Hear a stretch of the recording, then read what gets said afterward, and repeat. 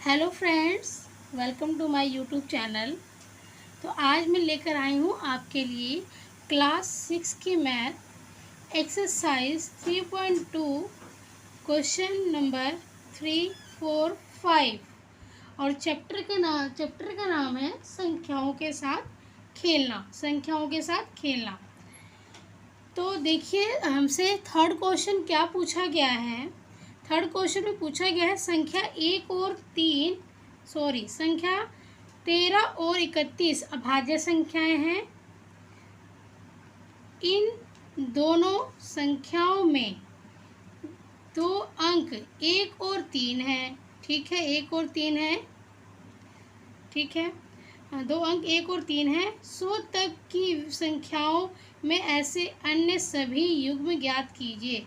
कहने का मतलब ये है कि जैसे इस संख्या में 1 और 3, ठीक है, और 3 और 1, ये विषम संख्याओं का मतलब अभाज्य संख्याओं का क्या है, युग्म है। अभाज्य संख्याओं का ये क्या है, युग्म है। ठीक है, 13 और 31।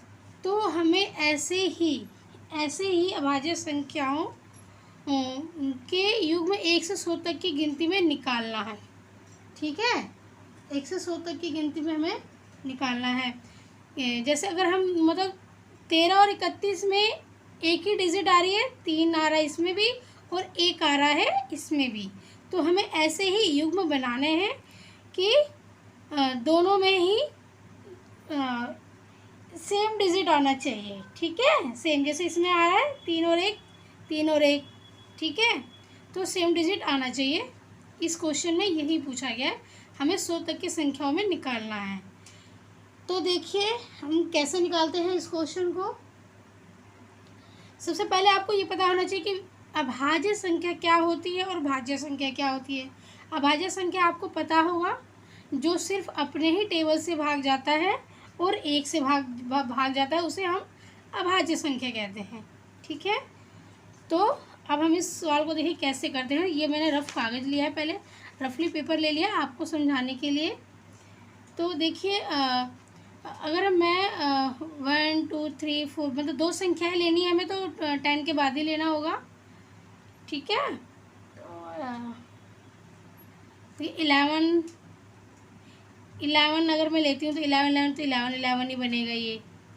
ठीक है ना, 13 अलग अलग संख्या नहीं बन पा रही है। अगर मैं 12 लेती हूँ, 12, तो अगर 12 का हम अपोजिट कर देते हैं, 2 आगे 1 पीछे, तो ये तो भाज्य संख्या है, ये डिवाइड हो जाता है ना, ये डिवाइड हो जाता है 3 से, ये भी 3 से डिवाइड हो जाता है, तो ये तो भाज्य संख्या है, ये भाज्य नहीं है। तो हमें अभाज्य संख्या लेनी है। तो भाज्य संख्या में जैसे 13 तो इन्होंने ले ही रखा है, जैसे 14 हो गया, 14 भी भाज्य संख्या है, 15 भी है, 16 भी है, 17 देखिए हम 17 लेके देखते हैं। अगर हम 17 लेते हैं, 17 अभाज्य संख्या पता है आपको, किसी भी टेबल में नहीं आता है। अगर हम 17 को उलटते हैं, ठीक है, आगे पीछे करते हैं, तो ये क्या बन जाता है, 71 बन जाता है। ठीक है, तो 71 भी किसी टेबल में नहीं आता है, सिर्फ अपने ही टेबल में आता है। तो सबसे पहले संख्या हमारी क्या होगी, 17। सबसे पहली संख्या होगी हमारी 17। फिर इसके बाद देखिए सेकेंड हम निकालते हैं। 17 के बाद 18, 19 भी नहीं आता है किसी के टेबल में। अगर मैं 19 का अपोजिट लेती हूँ तो ये 91 बन जाएगा। तो ये तो आता है 51, तो भाज्य संख्या है। ठीक है, तो फिर ये क्रॉस ये नहीं हो पाएगा। ठीक है, फिर 20, 21, 22, 23, 24, 25, 26, इसी तरह अगर मैं 26, 27 भी आता है 3 के टेबल में, 28, 29 लेकर हम देखते हैं। अगर मैं 29 लेती हूँ तो 9 और 2 अपोजिट करती हूँ, तो ये 92 हो गया, 92 आता है टेबल में। ठीक है, ये तो भाज्य संख्या है, तो ये भी नहीं हो पा रहा है। तो इसी तरह थोड़ा सा आपको माइंड लगाना पड़ेगा, थोड़ा सा आपको सोचना पड़ेगा, इसी तरह कैलकुलेशन करते हुए जाइए। फिर जब हम 31 तो यहाँ ले लिया, 32, 33, 34, 35, 36 भी भाज्य है, 37। फिर 37 को लेकर देखिए, 37 भी अभाज्य संख्या है। अगर हम 37 को आगे पीछे करते हैं, हाँ, तो 7 और 3 73 भी अभाज्य संख्या है। तो हम सेकंड संख्या कौन सी ले लेंगे? 37, ठीक है, 37। फिर इसी तरीके से 38, 39, 40, इसी तरह से आप कैलकुलेट करते हुए जाएंगे तो आपको जो तीसरी संख्या निकलेगी वो 79 को हम लेकर देखते हैं। अगर मैं 79 लेती हूँ, 79 और 79 को मैं अगर उलट पुलट करती हूँ तो ये 97 बन गया। तो 97 भी किसी भी टेबल में नहीं आता है, 97 भी किसी भी टेबल में नहीं आता है और 79 भी नहीं आता है, ठीक है। तो ये दोनों ही अभाज्य संख्या है। तो इसका तीसरी संख्या क्या बनेगा? इसकी तीसरी संख्या बनेगा 79, ठीक है। तो आई होप आपको समझ में आ गया होगा कि ये कैसे बना है। जैसे अगर मैं 17 को मैंने जैसे लिया, मैंने जैसे ये 17 ले लिया और मैं इसको उलट पुलट करती हूँ 7 और 1, तो ये दोनों ही युग्म भाज्य हैं। ये भाज्य है ना, दोनों ही युग्म अभाज्य हैं, ठीक है। इसी तरह 37 का देखिए, 37 जैसे ये है यहाँ पे 37, और अगर 37 को हम उलट पुलट करते हैं तो क्या हो जाएगा? 73, ये भी अभाज्य है, ठीक है। तो इसके भी दोनों युग्म अभाज्य हैं, ठीक है। अब 79 के देखिए, 79 लिया हमने और 97 लिया, तो इसके भी ये दोनों जो युग्म हैं वो क्या हैं? अभाज्य हैं, ठीक है। और दोनों में ही संख्याएं सेम आ रही है, 7 9 इसमें भी है, इसमें भी है, 3 7 इसमें भी है, इसमें भी है, 1 7 इसमें भी है, इसमें भी है। तो हमसे यही कहा गया था कि 13 और 31 अभाज्य संख्याएं हैं, ये भी अभाज्य संख्या हैं। इन दोनों में 2 अंक 1 और 3 है, 2 अंक 1 और 3 है ना। देखिए जैसे ये तो हमारा भी यही है, और ऊपर नीचे सेम अंक है, अलग नहीं है, और ये अभाज्य संख्या भी है, ठीक है। तो ये हमारा फर्स्ट क्वेश्चन सॉल्व हो गया। आई होप आपको समझ में आ गया होगा, ठीक है। अब हम सेकंड करते हैं।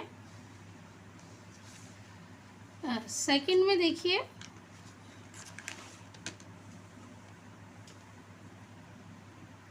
सॉरी, ये हम फोर्थ करते हैं, ये हम फोर्थ करेंगे।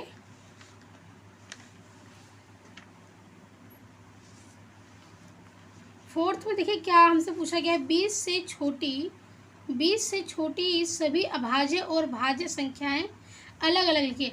आपको भाज्य और अभाज्य इतना तो समझ में आ ही गया होगा अब तक, ठीक है। तो देखिए अब हम सबसे पहले क्या करते हैं? अभाज्य संख्या लिखते हैं, ठीक है। अभाज्य और भाज्य दोनों ही लिखना है। तो अभाज्य संख्याएं देखिए क्या क्या हैं। देखिए जो 2 है वो भी अभाज्य संख्या होती है हमारी, जो सिर्फ अपने टेबल से और 1 के टेबल से डिवाइड होता है और किसी से नहीं होता, उसके 2 से ज़्यादा फैक्टर नहीं होते हैं, ठीक है। तो 2 3 5 7, 2 3 5 7 9 10 11, ठीक है, 11 13 17 और 19, ठीक है। ये 20 तक की अंदर की अभाज्य संख्या है। अब हम भाज्य संख्या निकालेंगे। भाज्य संख्या मतलब जिनके 2 से अधिक फैक्टर होते हैं, ठीक है, जिनके 2 से अधिक फैक्टर होते हैं। जैसे 4 है, अब 4 के 2 से अधिक फैक्टर होंगे। एक तो 4 खुद होगा, अपने टेबल से जाएगा, एक तो हो ही होगा और एक 2 भी होगा, ठीक है। 2 दूनी 4, 4 गुना और 1 1 चौक 4, तो इसके 3 फैक्टर हो रहे हैं, ठीक है। तो ये भाज्य संख्या है। तो 4 6 8 9 10 12 14 16 और 18, ये हमारा है भाज्य संख्या। इनके 2 से अधिक फैक्टर होते हैं, ठीक है। ये हमारे भाज्य हैं और ये हमारे अभाज्य हैं। याद कर लीजिए कि अभाज्य संख्या के 2 से अधिक फैक्टर नहीं होते हैं, ठीक है, और भाज्य के 2 से अधिक फैक्टर होते हैं, उनको हम भाज्य संख्या कहते हैं। अब हमारा क्वेश्चन है फिफ्थ।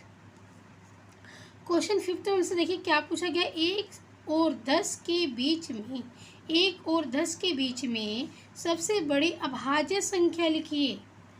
अब अभाज्य संख्या लिखिए 1 और 10 के बीच में, ठीक है, तो अब सबसे बड़ी अभाज्य संख्या, तो हम क्या करते हैं, 1 से 10 के बीच में सबसे बड़ी अभाज्य संख्या हम लिखते हैं।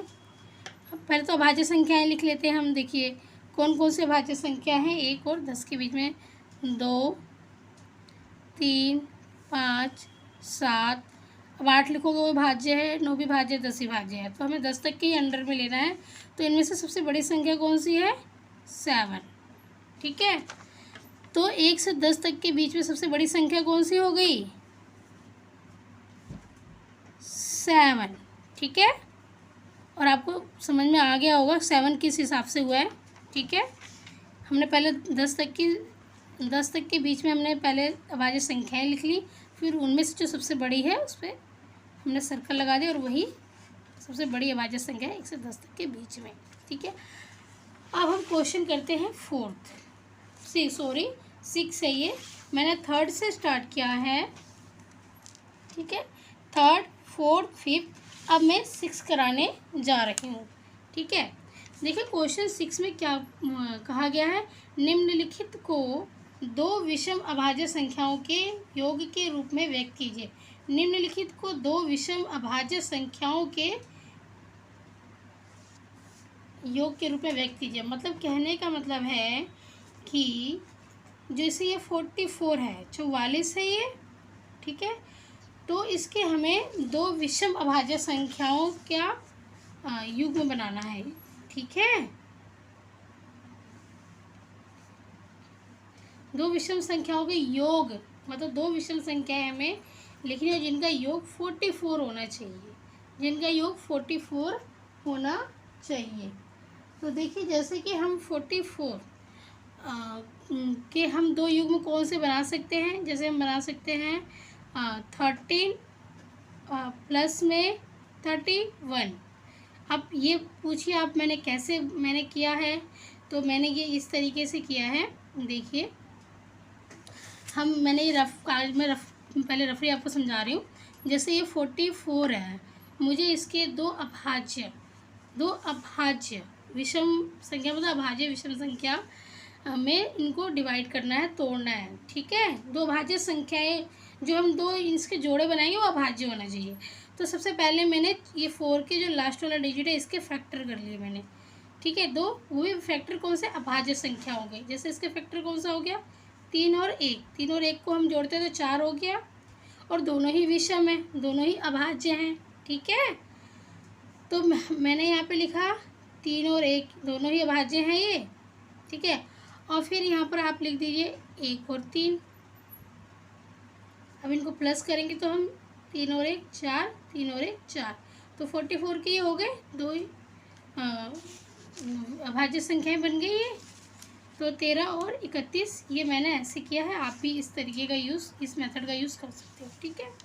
और मैंने ये निकाला है 36 क्वेश्चन है 36। इसके अब हम 2 अभाज्य संख्याएं बनाएंगे, ठीक है। तो देखिए 36 का हम कैसे करते हैं। अब हम 36 है यहाँ पे, तो हम इसके लास्ट वाले डिजिट के फैक्टर हम कर लेते हैं, ठीक है। 36 का हम लास्ट वाले डिजिट का फैक्टर करते हैं। तो विषम होनी चाहिए संख्या, सबसे बड़ी बात यह है विषम होनी चाहिए, सम नहीं होनी चाहिए। तो 3 और 3 ये क्या है, विषम संख्याएं हैं, 3 और 3, ठीक है। तो हमने 3 और 3 लिख दिया, ठीक है। अब आपको थोड़ा सा यहाँ पर माइंड लगाना पड़ेगा कि हम इनके आगे हम क्या जोड़ें, इनके आगे कौन सी संख्या लिखें जो विषम भी हो और जिनका योग 36 आए, ठीक है, जिनका योग 36 आए। तो अगर मैं यहाँ पर लिखती हूँ, अगर मैं 4 लिखती हूँ तो 43 ज़्यादा हो जाएगा ये। अगर मैं 1 लिखती हूँ तो 13 हो जाएगा ये, ठीक है। अगर मैं 1 लिखती हूँ तो 13, तो मैं 13 लिख के 1 लिख के देख लेती हूँ। और अब मैं इसमें क्या प्लस करूँ कि इन दोनों का योग 36 हो जाए। तो मैं अगर यहाँ पे 2 लिखती हूँ तो देखिए इनका योग कितना होता है, 3 और 3 6, 2 और 1 3। ठीक है, तो ये अभाज्य संख्या है और इनका टोटल भी क्या आ रहा है, 36 आ रहा है। ठीक है, ये भी अभाज्य संख्या, ये भी अभाज्य संख्या है। ठीक है, तो हमें थोड़ा सा ये पीछे वाले डिजिट का फैक्टर कर लीजिए, अभाज्य संख्या का फैक्टर करना, अभाज्य संख्या का फैक्टर, और आगे थोड़ा सा माइंड लगाना पड़ेगा आपको। ठीक है, तो मैंने यहाँ पे फैक्टर किया इसका 36 को मैंने 2 भागों में तोड़ा है, 23 और 13। ठीक है, इन दोनों को टोटल करने में हमारा 36 आ गया। अब है 24 है। 24 को भी देखिए मैं ऐसे ही करूँगी, 24 को भी मैं ऐसे ही करूँगी। ठीक है,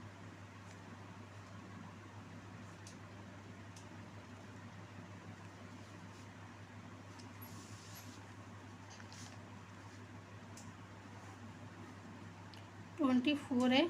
अब इसके फैक्टर हम करेंगे, इसके फैक्टर हो जाएंगे 3 और 1, विषम संख्या है ना, यहाँ पे विषम संख्या है 3 और 4, ये 3 और 1 विषम संख्या है, तो मैंने यहाँ पर लिख दिया 3 और 1। अब मैं इसके आगे कौन सी ऐसी संख्या लिखूँ जो विषम भी हो और जिनका योग 24 आए, जिनका योग 24 आए। तो देखिए जो 2 है वो विषम संख्या, पता है आपको, पता ही होगा, अभाज्य संख्या है। जो 2 है वो अभाज्य संख्या है। हाँ, तो फिर अब हम 21 और 3 को प्लस करके देखते हैं, 21 22 23 24। ठीक है, 21 आप करके देखिए ऐसे, इन दोनों का योग 3 और 1 4 और 2, तो ये भी क्या हो गया, हमारा अभाज्य संख्या हो गई। ठीक है,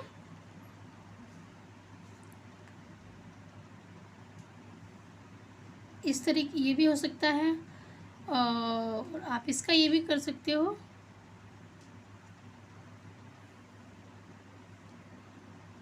सॉरी, ये तो 21 का 21 तो डिवाइड जाता है। अब इसको मैं यहाँ पे करके दिखाती हूँ आपको।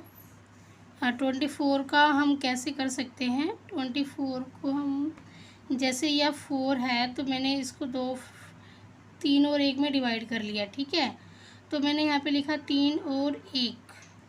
ठीक है, अब मुझे ऐसे कौन सी संख्या इनके आगे लिखनी है कि जिनका जो टोटल है वो 24 हो जाए। ठीक है, तो मैं देखती हूँ इसके आगे मैं कौन सी संख्या लिखूँ। तो मैं इसके आगे अगर 1 लिखती हूँ, 1, और इसके आगे भी 1, तो इन दोनों का योग कितना होता है, देखिए 3 और 1 4, 1 और 1 2। ठीक है, 24 हो गया। तो हम ये लिख सकते हैं 13 प्लस में 11। ठीक है, 13 प्लस में 11। देखिए जो यहाँ पे 21 हो गया था ना, तो इसको हम नहीं लिखेंगे क्योंकि 21 तो भाज्य संख्या है, ये तो 3 के टेबल में आता है ना, तो इसको हम नहीं लिखेंगे। तो हम ये 13 किसी के टेबल में नहीं आता, 11 किसी के टेबल में नहीं आता है, तो ये अभाज्य संख्या है, तो इनका योग 24 पूरा है। ठीक है, अब इस तरह से हम 18 को करते हैं। 18 को अभाज्य संख्याओं में हम तोड़ते हैं, मतलब बांटते हैं। देखिए कैसे बांटते हैं 18 को। अब ये 18 है, इसको मैंने अभाज्य संख्याओं में डिवाइड कर लिया है। 5 और 3 ये दोनों भाज्य संख्याएं हैं, तो मैंने यहाँ पे लिखा 5 और 3। अब मैं इसके आगे कौन सी ऐसी संख्या लिखूँ जो ये 18, इसका टोटल 18 हो जाए, योग 18 हो जाए। तो मेरे को तो अगर मैं 15 नहीं, ये तो पेपर में, ये तो आता है टेबल में 3 के, अगर मैं यहाँ पे 1 लगाती हूँ तो ये नहीं आता। तो यहाँ पे हो गया 13 और यहाँ पे हो गया 5 6 7 8 और ये हो गया 1। ठीक है, तो 13 और 5 इसके 13 और 5 इसके ये 2 जोड़े बन रहे हैं जो हम यहाँ पे लिख सकते हैं, जिनका योग 18 आएगा, 13 प्लस में 5। ठीक है, तो ये हमारा 6 जो है था क्वेश्चन, वो मतलब हमारा कंप्लीट हो गया। तो आई होप आपको समझ में आया होगा, मेरी ट्रिक ईजी लगी होगी आपको। ठीक है, तो अगर आपको मेरी वीडियो अच्छी लगी है तो प्लीज़ आप मेरी वीडियो को लाइक सब्सक्राइब ज़रूर कीजिए। ठीक है, और शेयर भी कीजिए। धन्यवाद।